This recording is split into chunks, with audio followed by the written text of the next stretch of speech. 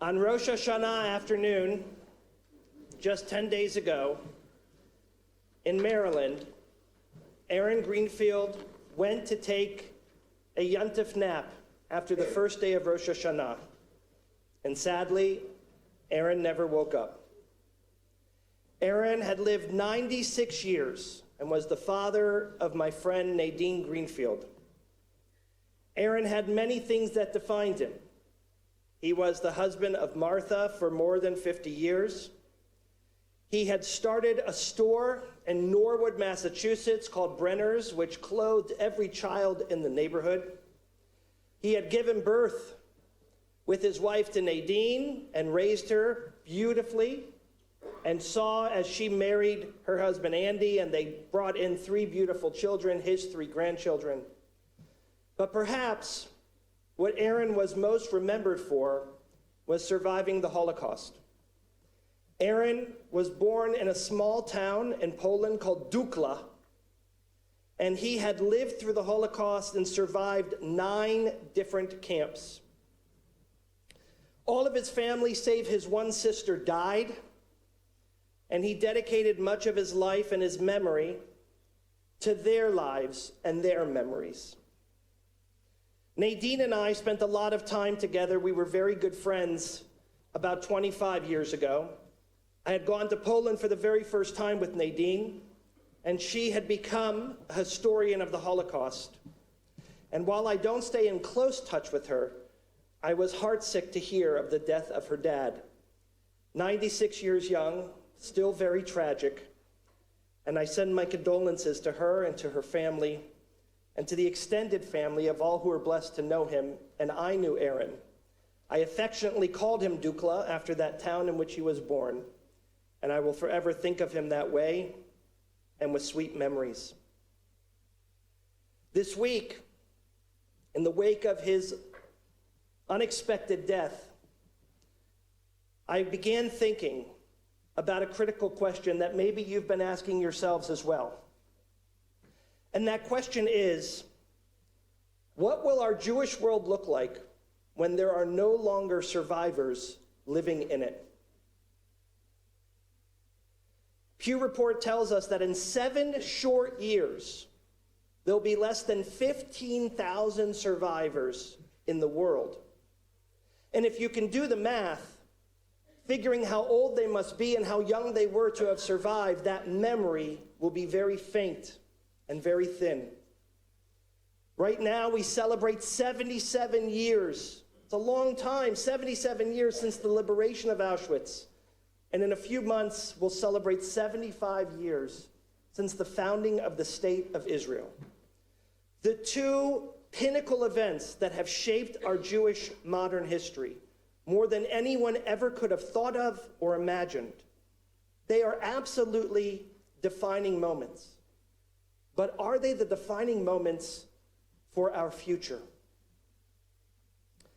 A few years ago, in the middle of the civil unrest that was occurring here in America, one of my very dear friends and counselors and great philanthropists of the Jewish world, I'm going to call him David, because that is his name, but I'll leave out his last name. He called me and he said, David Kirshner, I'm very worried, I'm very upset that in the middle of the civil unrest, that there hasn't been a unified rabbinic voice to come forward and to stand with our black brothers and sisters in the wake of the terrible thing that happened to George Floyd. And I said, well, there are all types of groups that are standing up with these groups. He goes, no, David, you don't understand. There's no rabbinic group, Reform, Conservative, and Orthodox, that cross and transcend denomination that stand together. So I said, well, what do you imagine? He says, a PSA. You need a public service announcement, and we should put one together of rabbis of all faiths. Something that talks about how we stand with our black brothers and sisters during this time. So I put something together that I was incredibly proud of, and I shared it with David, who is brilliant. He's a visionary. He's very thoughtful. And in it, it talked about Schwerner and Goodman and Cheney, who died offering voting rights in Mississippi. It talked about Abraham Joshua Heschel, who walked arm in arm in Selma with Dr. King. And all of these different great rabbis of old that were a part of the groundbreaking civil rights movement of the 60s. And Selden said, "These are great things, David. They're great things. But is there anything that's happened recently? These happened 60 years ago. What happened 10 years ago? What happened 20 years ago? What happened 30 years ago? Where do we stand with those people?" And it made me realize that we are so steeped in a sense of history and so entrenched in a sense of nostalgia that we haven't done much in modern time to cement our future. We are so focused on an incredibly rich past that's filled with many hills and a few valleys, and that rich past has given us tremendous dividends. But because of those dividends, we're not making so many investments today for tomorrow. And that's because we are a people that are entrenched and steeped in the idea of nostalgia. We love nostalgia.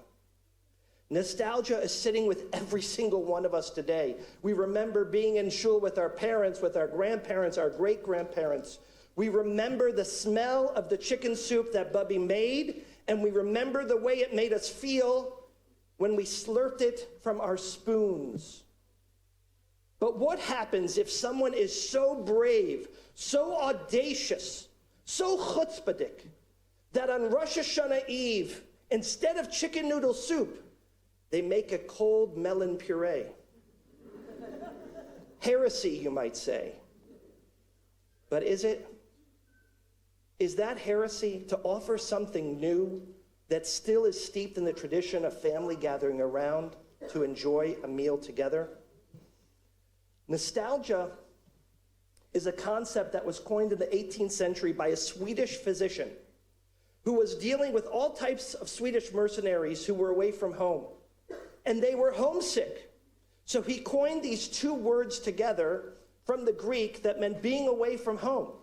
Because this idea of when they were away from home, these Swedish mercenaries, they missed their family, they missed the Alps, they missed their life, they missed their children, that it caused their insides to not be full. It caused a mental breakdown in them. They yearned to go back to what they knew and what was familiar to them, and when it was new, they couldn't handle it. But when it was familiar, they soaked it up like a sponge, and they couldn't get enough of what was. And that's when this doctor coined nostalgia, because he realized by bringing them back to that which he knew, it satisfied their soul. We are a people that live and breathe and soak up nostalgia unlike many others in our world. How many phone calls do I get on any given holiday? Rabbi, what time is Yizkor? Why do we care so much about Yizkor? Because Yizkor is about memory. And we not only come to services to pay respect to the memory of those who are lost, but we know that those who we remember did that for their ancestors. And there's a sense of coming to shul for nostalgia. There's a sense of coming and saying to our loved ones, we got to go to Yizkor. Why? Because my grandfather went to Yizkor, and his grandfather went to Yizkor. There's a sense of what was as such a sense of holiness, such a sense of importance. And when we involve something new, it feels foreign for us. But then we remember that there are people born today, people who were born 25 years ago, people who are starting their own families, who weren't even born when the movie Schindler's List came out, who don't even remember about parts of that history that were part of our history in living with survivors.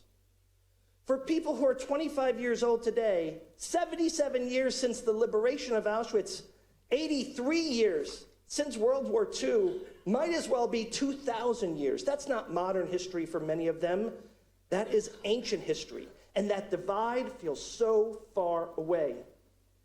And you're feeling the same thing today in college campuses and discussions about Zionism, when we don't talk about the miracle of the state of Israel as something modern that we can touch, it was 75 long years ago. It was different. It's not the same. But then there are moments, they're like sparks that pop up that literally move the hands of time. A shooting at a synagogue in Pittsburgh. No longer is the Holocaust 77 years away. It's a few hundred miles away in Pittsburgh. It's a few minutes ago, not almost a century ago. A shooting in Poway, the hands of time move again, and the Holocaust is much sooner than it was.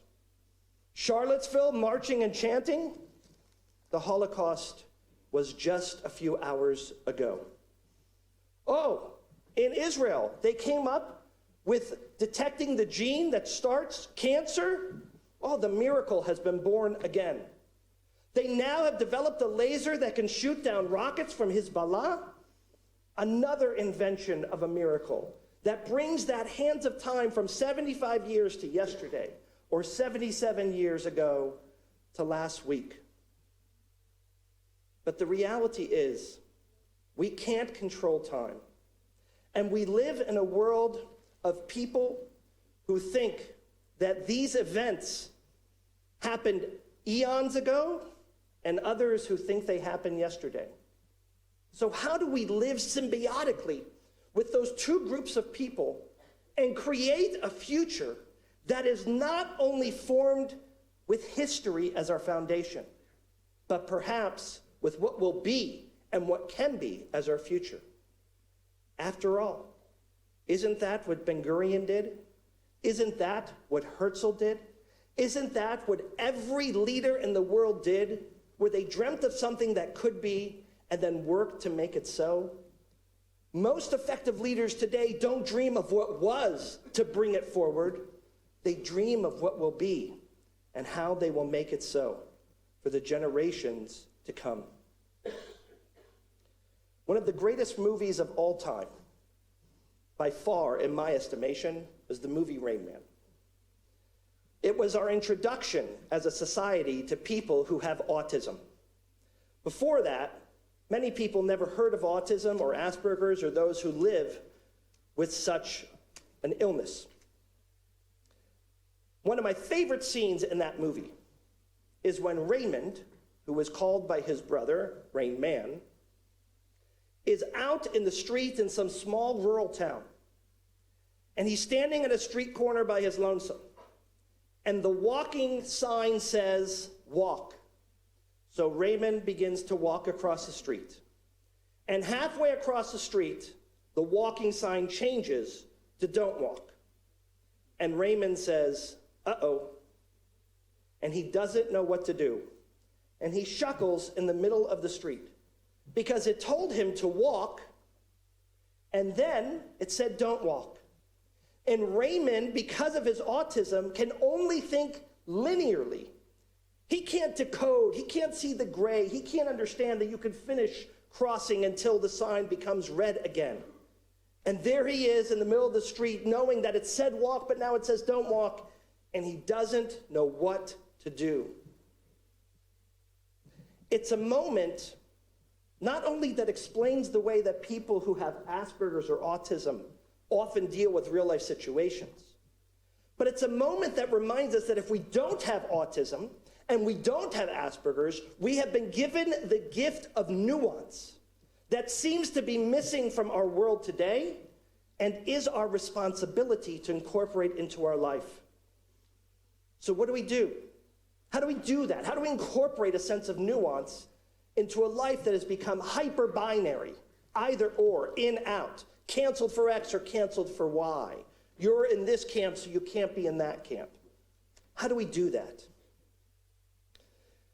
My classmate, who was graduated a few years before I did, and fellow Rabbi B'nai Lappi, tells a brilliant story. And B'nai explains that one of the most pinnacle points in Jewish history before 77 years ago was the destruction of the temple in Jerusalem. And in that time, you have to go back 2,000 years. 2,000 years, and the Romans have destroyed the temple. It's all in ruins and shambles.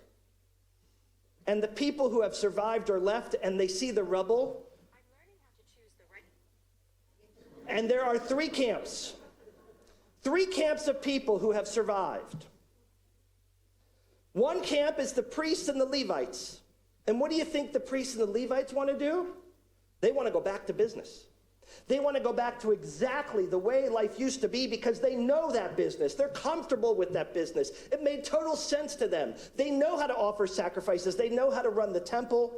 And they want to restore a third temple and go back to the business that they're familiar with. The overwhelming majority of the people who were not priests and not Levites said, this is a lost cause. We will be fighting against this for the rest of our life. We will assimilate. We will leave Judaism and we will be part of the Roman culture. We'll be part of the Greek culture. We'll just leave and be with them. And only 10% of those who survived the destruction of the Second Temple, who were not part of the priests or the Levites and not part of those who assimilated, said, no, we can rebuild. We'll rebuild something that's different. Something without a temple, but something important. Something that will shape the future of what Judaism today is and what it will be for tomorrow. And anyone in this room, and anyone outside of this room, who identifies as Jewish is part of that 10%. 10% of people who had the courage, the bravery, the chutzpah to think of something new and to say that our future was not only going to be built upon our past. They were able to understand the walk and don't walk sign and the nuance that the moment had called for. There is a story that's told about giant elephants that are in captivity, and they are tethered to their romping area by a very thin, loose string. Not a rope, not a chain, but a thin, loose string. And an onlooker goes on and asks, tell me, Mr. Zookeeper, who looks after these elephants, can you explain to me, please, how is it that this little string that the elephants are clearly stronger than and can rip out of the ground, why is it that it holds them back and it chains them? And the zookeeper says, aha, it's a great question. You see, when the elephants are tiny, we tie them up with this string and they learn that they're not strong enough to break it. And as they grow older and as they grow stronger, they gain the muscle and the strength to pull it apart, to rip that string up. But as they grow stronger and older, they never realize they have that capability. They are always tethered by that light string because they never try again. In some ways, that is what we are like today. It has been 77 years since the liberation of Auschwitz. It has been 75 years since the foundation of the State of Israel. And for so many of us, it is the cement, the absolute foundation of our Jewish identity. And while that could be fantastic and meaningful and noble, it will not last in a generation without survivors. And it will not last in a generation of people who don't remember the miracle of the state. It is time for us to realize the strength of the chains that bind us and the strength in our muscle as a people. This is a holiday about writing new chapters. B'Rosh Hashanah yikatevun u'v'Yom Tzom Kippur yechatemun. God writes on this holiday and decides who will live and who will die and who will be inscribed in the book of life.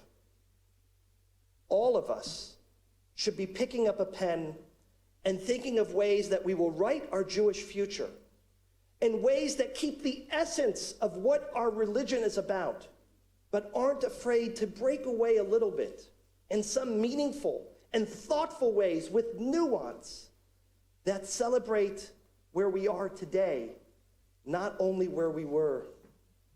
The person who makes that cold melon puree in lieu of chicken soup should be celebrated and not chastised. It's a moment for all of us to start anew.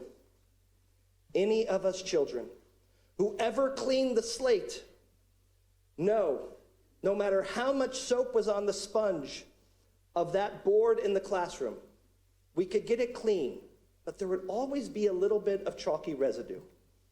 Of course, there are parts of our history that will always be part of our foundation. And never should we even question a moment of not honoring and respecting and loving and cherishing the memory of each of those 6 million that died and each of those millions that survived, like Aaron Greenfield. But this is also a moment in our lives, individually and collectively, to be brave and to be courageous and to pick up our pens and to write our new Jewish future. A new future that has different parts cemented. And that when we look back generations from now, our great-great-great-grandchildren will say, the essence of Rosh Hashanah was not the soup that was served, but rather that family gathered together. It wasn't the Yisker ceremony that we gathered for to remember, but rather that we remember that we are a people that are linked door to door from one generation to the next. That we become a people that never forget the atrocity of the Shoah and the Holocaust, but do not make it the only defining moment of what it is to be a Jewish people. And we are a people that never turn a blind eye to the miracle of the state of Israel, but every day realize that there are more miracles on the horizon if we can dust them, uncover them, and help manifest them. On this day, this Yom Kippur, let us pick up our pens and begin to write that narrative. Let it shape our future in a way that our great-great-great-grandchildren can continue to be inspired and to be proud.